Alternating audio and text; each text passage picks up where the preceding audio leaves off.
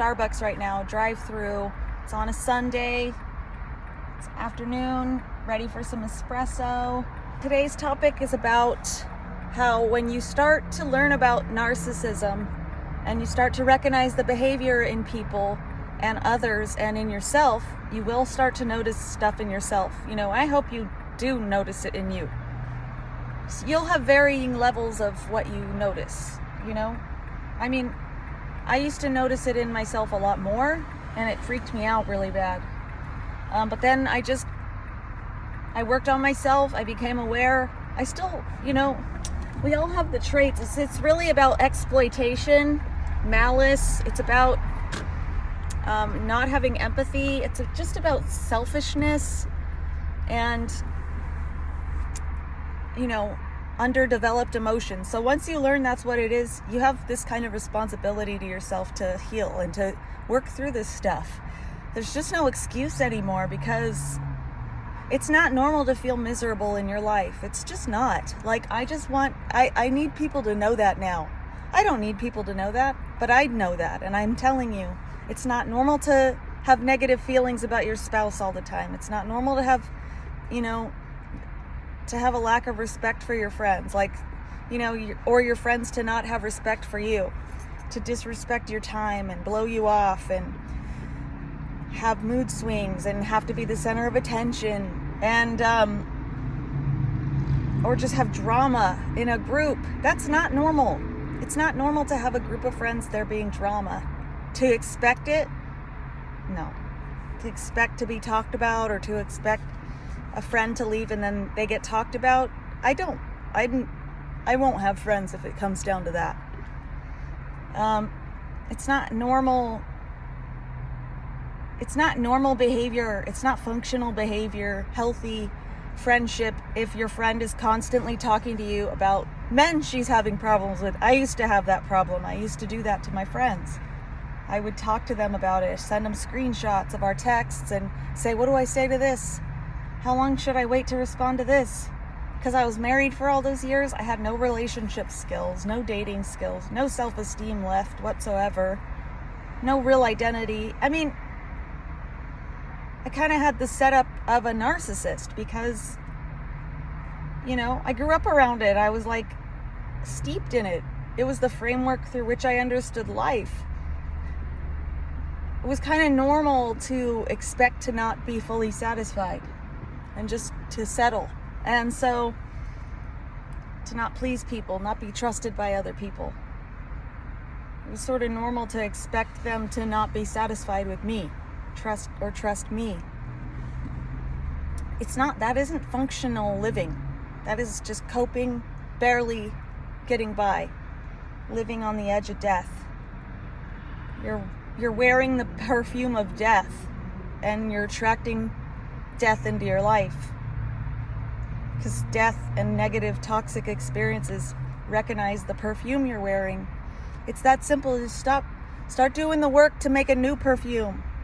Start training your brain to like the smells of other things, right? Start wearing a new perfume. Start wearing new ingredients. Make your own perfume, your very own signature line. Nobody else can wear it. That's when you really start getting somewhere. You will. It's not that hard to do it. There's journals out to help you work through it with, journal prompts. There's just so much available to you. There's free coaches out there. There's counseling. There's government paid for counseling, therapy, social workers. More and more therapists are starting to recognize narcissistic abuse and all these traits. It's starting to be, there's starting to be HR in the workplace so that you can talk about these things and not get fired, bullied, destroyed, tormented. There's so much available to you. You might not know what you're looking for in the beginning, but it's only going to expand.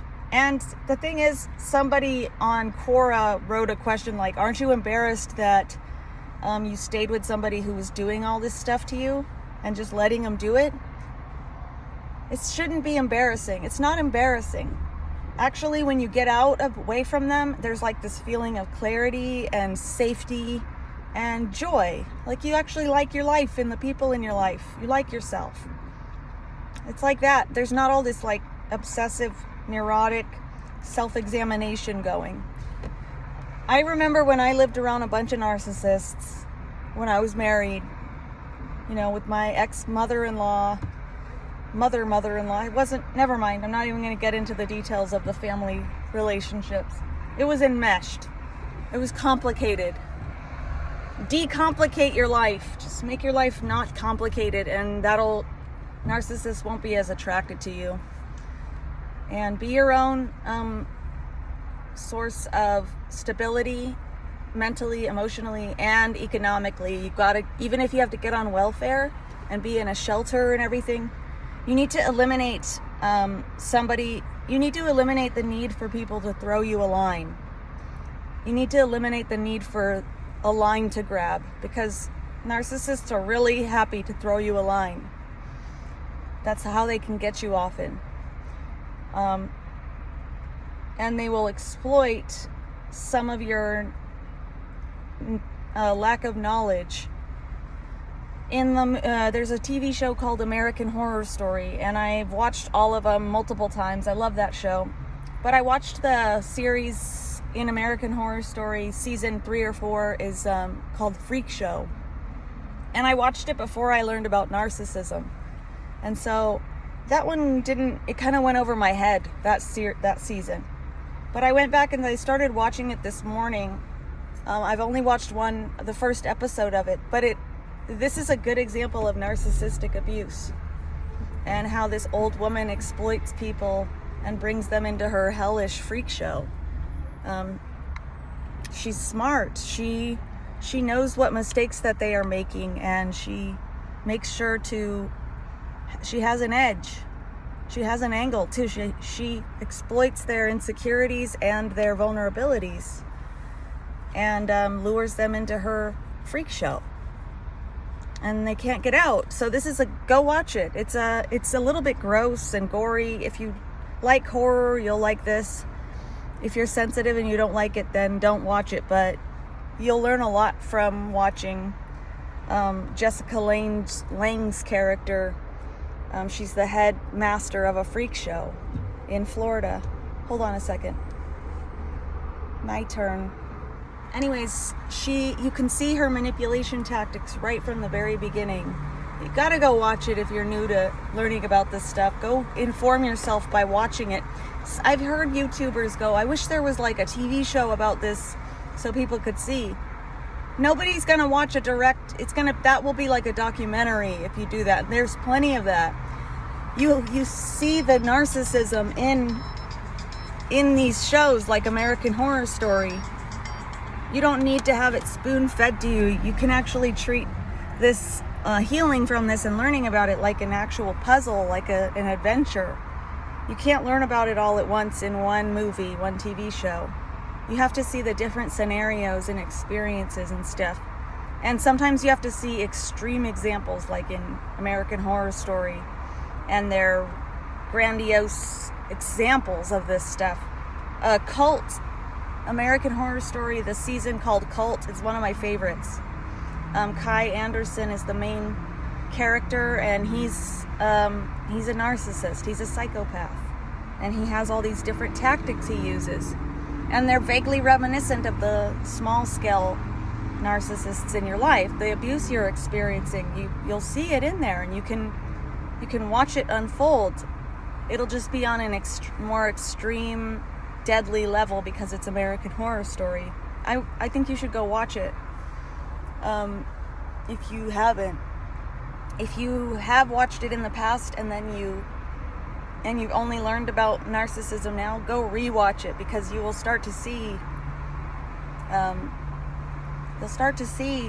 oh my God, yes, they play out of the same playbook. They're cut from the same cloth. The show Mad Men, people adore that show. They adore Don Draper. I adored Don Draper. I still do. He's charming, he's handsome, charismatic. He's got the thing about him. He's a narcissist, though. His wife, Betty, they say Betty is a narcissist. I don't think so. I don't know about that. She was a young, vulnerable victim of his first, one of his main sources of supply. And he was gaslighting her. In the first season of Mad Men, she's driving the car and she's trying to put on her lipstick. Her fingers aren't working. She drops the lipstick because her fingers are getting caught up, like they're stiffening up. She's trying to light her cigarette with a lighter. She can't do it. Her fingers are stiffening up. She's experiencing her fingers doing this and not working for her. And then it culminates driving her kids in her car down the street, and she crashes her car in a fairly simple way, but she loses control of the steering wheel because her hands freeze up. This is the mental condition she's going through, but she is experiencing that. That happened to me. That actually happened to me. I went to the doctor for it. He's like, nothing's happening to you. Just take some leave. This will happen to you when you are a victim of narcissistic abuse in your life. I need to look it up and do more research, but this is a symptom. Is your motor functioning can start, your cognitive and motor function can start to screw you up like this, and people don't believe you. Hold on a second. Finish this up. Anyways, if you go ahead and watch Mad Men, there's some other examples I should look into. All these series are oftentimes, they have small, subtle examples of abuse. I mean, you got to go look. Anything that you used to love, any of your icons, your role models when you were being abused, that you adored and cherished, go back and give it a second watch after you've learned about this stuff, and see how you feel about it now. See how your views have changed. You can test how much you've grown. You know, you can do that for yourself. Give yourself a little boost. It'll help you develop some of your own kind of authority and validation at this stage. When you start to assert your boundaries with the narcissists in your life, they are actually you're going to sound really weird to them. They're going to say weird things like, and they really mean this. They're really experiencing you this way. They think you sound really weird. They think you sound like you're pretending to be, you're copying. You've met somebody and you're copying them. They think that you sound like you're reading out of a book and you're just trying to be something out of a book. They think that you sound robotic. You sound programmed, scripted, but really it's them who's that way. And you are scripted for a little while as you learn your boundaries. You realize you have to just get away. You have to get away. They do not have the ability to be like, maybe she's liberating herself and learning good boundaries. Maybe I'd be good to ask about this. Their way of speaking to you might change. I remember the woman who was most upset with me, she started saying, I don't want you to think that you think that I think that this thing, that I'm trying to control your money. I mean, she started neurotically, frantically prefacing all of her words, all of the stuff she said. It was, I don't want you to think that I'm thinking that you think that I think that I'm trying to do this to you, because I'm not. It's not like that. She would assume. So when you start to lay down your boundaries in a subtle way, no fighting, pretty much gray rock. I don't even like gray rock. I like to express myself. So gray rock to me is still playing the game. It's still, gray rock should only be used, that being boring, emotionless, should only be used as a means to an end temporarily, like short term. And it doesn't work that often because we're not set up that way. If you go from being overly emotional to completely gray rock, this is actually can make some of narcissists violent. So you do need to be careful with gray rock. It just plays games. It just makes the situation more inflamed. So you're better off learning about boundaries and learning about yourself and your needs, learning how to talk, and you can learn scripts. If you work with me, I can help you with your scripting, learning how to change your language. I'm very good at that. So that's my area of expertise. We expand your vocabulary and use it differently to actually be more authentic versus less authentic. It's pretty great. Eventually, they just get so exhausted and drained when you're around. They think you are the problem. They talk about you to everybody because they really are like, something's wrong with them. Because they don't realize, oh, I just can't control her. I can't manipulate her anymore. She's manipulating me now. She's controlling me. I'm not getting what I want or need from her. I can't exploit her as much. They get weird. They start to examine themselves even more neurotically. To me, it's a little bit funny now. There was a time, the last thing I'll say, so you are going to sound weird and robotic to them. They're not making it up. They are experiencing you being really weird. They are like, are you high? My daughter's dad says that to me. He's like, you must be high. When I try to assert boundaries in a healthy way, he's like, what the fuck is wrong with you? Are you high? You must be on drugs. Like, when I started doing that, it doesn't work when he says that to me because I'm not on drugs.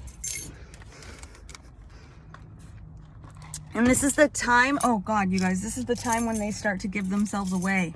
They'll start confessing, right? All in here. They start projecting and confessing. So pay attention during this time. Make notes of it. Don't do what I did. What I did, actually, I was in such a gaslit situation. I was in such a bad situation. So gaslit, so confused, in a fog. I was so messed up from this that they could tell me, I would say, you told me this thing. I already paid you my rent. I already paid you my phone bill. No, you didn't. Gina, are you okay? No, you didn't. I started to believe that I couldn't count money. It was like that. And I had to count money. I used to be great, fine at counting money. I worked a register at a farmer's market without a calculator. You have to learn how to shorthand count money, count cash. I did it for years. Everything was fine then. But then I got deeper into this world of these narcissists. And I descended further into the crazy making. I didn't have my husband's presence around anymore to put a barrier between me and this person. They were always in my life when I got with him, but it got even worse when he moved out, when I became more dependent on her. And she exploited the hell out of me, and she made sure to remind me whenever I tried to speak up for myself. She'd say, you wanted this. This is what you wanted. You didn't want to be with him anymore. You just exited the relationship like with no plan. You wanted this. You're doing this to yourself. That's gaslighting. It's crazy making. You're thinking, I wanted this. I did this. You start to believe it. And you're so drained. You have so few resources anymore. You're so drained, you don't have time to talk to your friends. You sound crazy when you talk to your friends about it. You're going through a change you're not the same anymore. You're not as fun. You're not funny anymore. Nothing's as funny as it used to be. Your lighthearted sense of humor and your ability to give service and be of service and be generous to people in a way that you want to be, it goes away and nothing's funny anymore. You feel like you're in danger and you want to die. Your health declines. My hair started falling out. I was covered in acne. I had hidradenitis suppurativa, which is a skin disease. I had it right here between my breasts, and I'd get like cystic acne that it never went away for 9 years. When my daughter's dad broke up with me, just after I had REM, at 17, I got my first little cyst. And it just never healed. It never went away. And that's actually that's a symptom that you were with a narcissist, that you were being abused and lied to and discarded, degraded, and toyed with. And I went through so much abuse with him. I only recently, 12 years later, blocked him, and I barely communicate with him now unless I have to. Because I figured out what it was, and I decided, I don't have to do this. I just snatched the generator out of the control he had over me. I decided, no, I'm responsible for my own feelings and thoughts. Take full responsibility. No longer give any responsibility of your feelings. Those feelings that I'm feeling are coming from me, inside of me.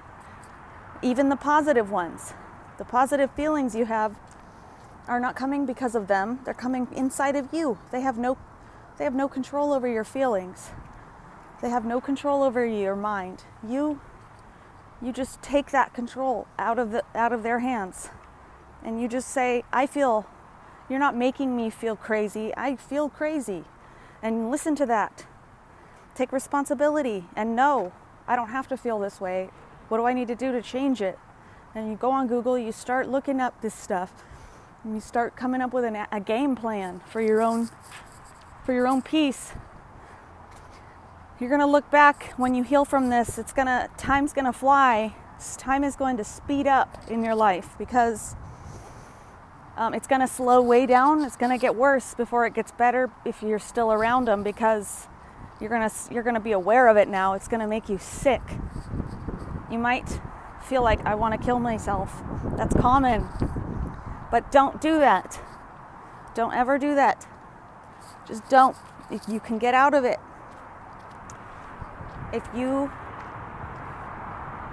This is the time your soul chose to be alive during this time. Because of this info, because of this experience, your soul is eternal, and you've gone through this before. You've been through this. That's why it's draining the life out of you. That's why it's having this effect on you, because you already been through this before. Your soul has done all this, and it's ready to evolve past it into something new. And so this is your body. Your body's, if you have skin diseases, if you have diarrhea, if you're a slave to your own digestion, and it's just rigidly restricting your food, and you're blaming it on your food, and you're saying, my body hates me. Yeah, your body's telling you something's wrong, sis. Something's wrong, brother. Help me. It's screaming at you to pay attention to it. And when you get away, God, it starts to clear up. HS, they say you'll have HS forever, hidradenitis suppurativa. I know a couple of my high school friends have HS, and they're suffering from it. And I don't even know who they are anymore. I forget who they are, but I know a couple are, because I posted about it a couple years ago, and they said something like they might have had it too or something. And they'll never talk about these things. But then somebody posts something like they have the courage to say, I have this. And then suddenly this idea comes in their mind that maybe they cannot have it anymore. Maybe there's a cure. Maybe the cure isn't medicinal and medical. Maybe it's emotional, spiritual, and mental. Maybe it's a disease happening around me in my environment. Maybe my soul has been poisoned because of my environment, because of my upbringing, because of my parents' toxic behavior, because they instilled in me low self-esteem, low self-worth. They didn't teach me what was normal, what was healthy. And what was normal in the 90s, in the 80s, in the 70s, in the 60s, we are evolving past that. We are in 2021 now. We have technology. It's rapidly evolved. Technology is brand new. We're living in a time where technology is brand new. It's still new. When you think when the car was invented, the first 20 years of the car being invented, that shit was still brand new. So we're still like that with technology. And narcissism, the values and poor behaviors when cars were invented, they changed. What was unhealthy changed with the times, because cars give narcissists access to go further out. It enables worse behavior. It enables them to join the fucking mafia, and now they're empowered because of their ability to be mobile. So what do you think they're doing with these phones? That's why their phone has a whole vault in it that you don't even probably know about. You're too scared to look. It makes you sick, pit in your stomach when you even think about grabbing that phone. I trained myself completely out of grabbing a phone and looking at it. And I know now, if I feel like I need to do that, I'm out of the relationship. No thanks. Not even worth sticking around to find out. I'd rather be single. You're going to be really scared to be alone. And if you go ahead and you are in the alone phase, you don't have a lot of friends because you don't know who to trust anymore, and because your old friends knew you one way and now you look a little like you've changed, or you've like you don't like them anymore or something. That isn't the case. You guys just might not be a match anymore. My spit just kind of went down the wrong pipe.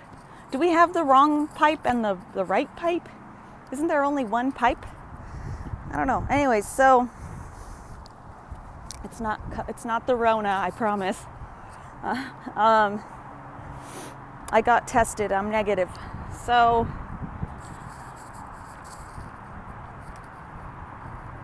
yeah, you might have to go through I call it the void. I call it the humbling, where you're alone. Your access to resources is limited because you don't know what the fuck to do. You don't know what to type into the Google search bar. You have to go into that period of being nothing before you can be everything you're meant to be. You dare to be dull. Dare to give it all away. And anybody putting whispers in your ears about who you are and your relationship and, what's toxic and what's not toxic in your immediate life, the people that you talk to the most, question it.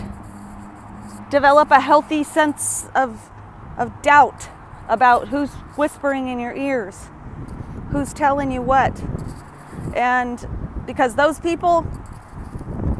same people that were whispering in your ear when you were unhappy, when you were married, and they said, I just want you to be happy, you should leave him or you should leave her because I want you to be happy. Those people, don't be surprised if those exact people inserting their nose in your business, letting you vent. Be weary of people who just let you vent constantly or ask you to vent or probe questions in you that cause you to feel safe, where you can overshare details. Be wary of those people. Because when you're alone, when you leave this you should leave them, but you gotta learn a little about yourself first. You gotta go to God often and let it. It's really hard to go to God in this exact cycle, this phase. I know.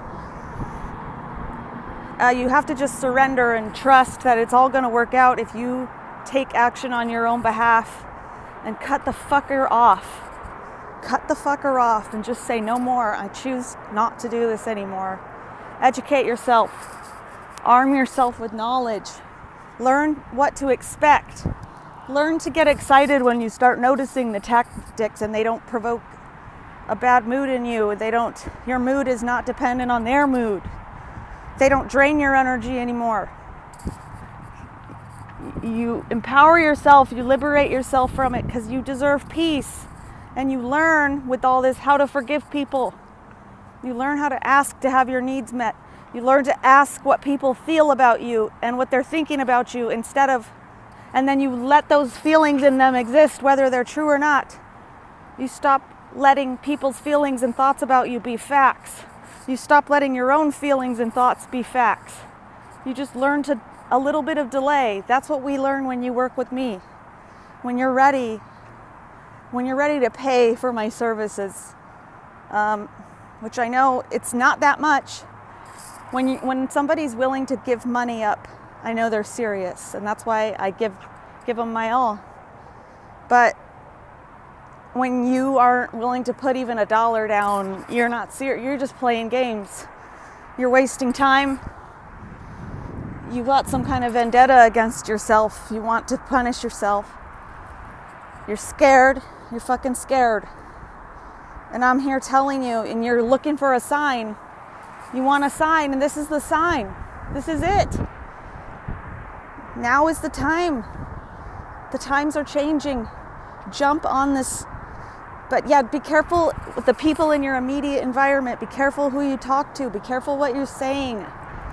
Don't be all neurotic and paranoid. Just Just reserve it. Just hold it and work it out with people who are not directly involved in your enmeshed circle. And don't go on Facebook groups and vent with other women or men or whatever. Don't do this yet. Wait until you're away from them more. Wait for that, because those people live far away and they have their own troubles. They have their own narcissists to deal with. They have their own low self-esteem to work through, their own lack of identity. So they're kind of, when you go to those Facebook groups, they all got advice, but they're all still complaining about they're all still with the narcissist. They're not trying to get away. They're trying to make it work with them. They hate themselves. They're abandoning themselves. You have to become the narcissist over time to be with them. And so when you start learning about this, it's going to hurt. You're going to feel really confronted. It's going to give you panic attacks maybe. You're not going to feel free until you learn, accept, say, that is not who I am. That was behaviors I thought I had to live in to survive. I thought that was normal. And now I know that is not normal. And that there are options. Develop yourself with options. And this one's really hard for everyone. I think most people say no. Learn to say no. Learn to tell people no. Learn to trust that people will live if you tell them no. They'll get over it. They'll live. They'll go get what they need somewhere else. Tell them no right away. Don't wait till 4 days later when it's eaten you alive and you've talked to everybody about it and you've drained yourself, wasted 4 days. You're drained, you're tired, you're bitter, resentful. You forgot what you were supposed to be doing the last 4 days, got nothing done because you're thinking about them, ruminating constantly. Because you should have said no, you should have learned the boundary, you should have, shoulda. I don't like shoulding all over people, but... And then you go to talk to them and stand up for yourself, and they get pissed because they're like, why the fuck didn't you just tell me right then and there? Look at all this chaos you just caused. You might think people that are pretty healthy and normal are also narcissists. You're really confused in the in-between, in the void. And so you push away healthy people that might be entering your life because, people that provoke you and to have good tips that are maybe somebody opens up to you and just tells you a couple things and you take it as an offense. You take it as a threat to your own survival. I had this happen with someone I thought was my friend. And they were like, I need to talk to you, like 2 days later. And they're like, and I said, what's the issue? And they're like, I'm going to talk to you about it tonight at like 8 p.m. And it was like 9 a.m. And I knew already. I was like, oh, I know what this is. Okay, this is controlling behavior. And I don't say they are a narcissist. I don't care. They developed their own coping mechanisms. This is their way of thinking that this is the healthy way to stand up for themselves. And they were slinging accusations at me. They didn't even realize they were slinging. They were saying some really critical things. And they caused chaos and drama. Like before they went and supposedly stuck up for themselves and set a boundary with me. That wasn't a boundary. That was sabotaging a friendship and the trust. I don't trust that person anymore. They are not my friend. They're an acquaintance now. I will never share anything with them ever again. They lost that opportunity. And nothing of substance. Maybe in time, but I'm like, that didn't feel right. They instigated drama between somebody else. They triangulated me and somebody else that meant a lot to me and told them that I was, that I had different intentions than I actually did. It was wrong. And now me and that person I don't trust that person now either. So, and it wasn't worth it to me to try and fix the relationship. I've been through it all too much. I know what I want for my life, and that wasn't it. And if that's what I have to deal with to be in your crew, to date you, to be with you, to be a deeper friend in your circle, I'm good. I don't, you do you, but I'm not going to be a part of it. It's not worth it to me. You're going to find out what's worth it to you and what's not. It's going to be intense for a little while, and then, you know, the tension's going to drop. It's going to break. You're going to have a period of really good vibes. Really good vibes. And then shit might hit the fan again in some way, because they always try and come back. You got to prepare yourself, arm yourself with that. Don't burn down houses. Quit. You don't need to burn down the house to know that it's not habitable anymore. You don't need to burn it to ash. Just move out. Right? They're going to burn their own house down. Everything they do, the way they think, the actions they take, it doesn't matter if it seems like it or not to you. They are on that path. They chose that. They're choosing that. So choose something else. Go watch movies, TV, look for it, and start to notice it. And also, simultaneously, at some point, don't stay with the they're a narcissist thing. Gotta start looking for positive traits in yourself, and you'll start to see it in other people. And this is when you can develop grace. Grace is going to save you from a life of misery and fear and paranoia. Grace is what's going to save you from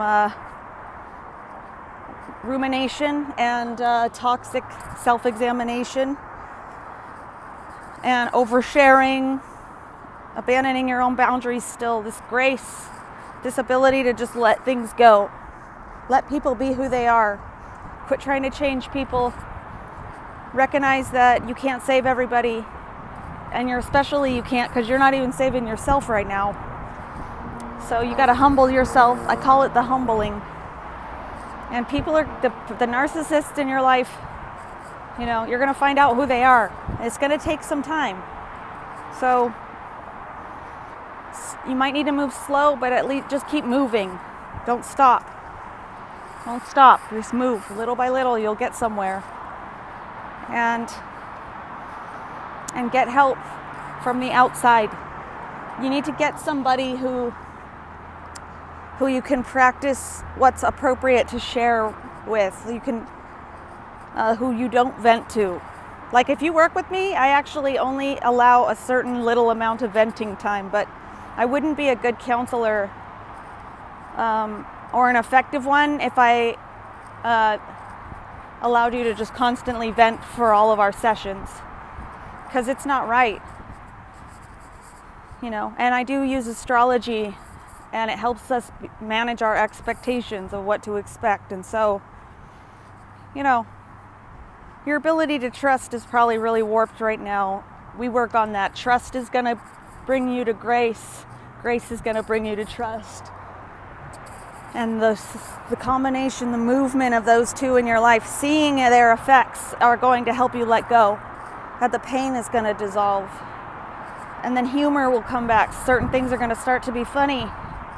And then you realize, I'm not responsible for what they do. I'm not anymore. And I'm getting away from it. I have no desire to control anymore. I just want to control myself and stay happy and not make others suffer. And also never let myself suffer in a long, enduring way ever again. Grief and suffering, when you lose somebody, grieving is not the same as suffering. You do not have to earn love, and you do not have to suffer enough at a certain level in order to be loved or have somebody think that you love them. You do not have to experience jealous rage in order to show somebody that you love them. Okay, that's everything for the day. Happy Sunday. Stay healthy. Wash your hands. COVID is real. We know that now. Again, Happy New Year. Get ready for your week. Come to me if you need counseling, if you're ready.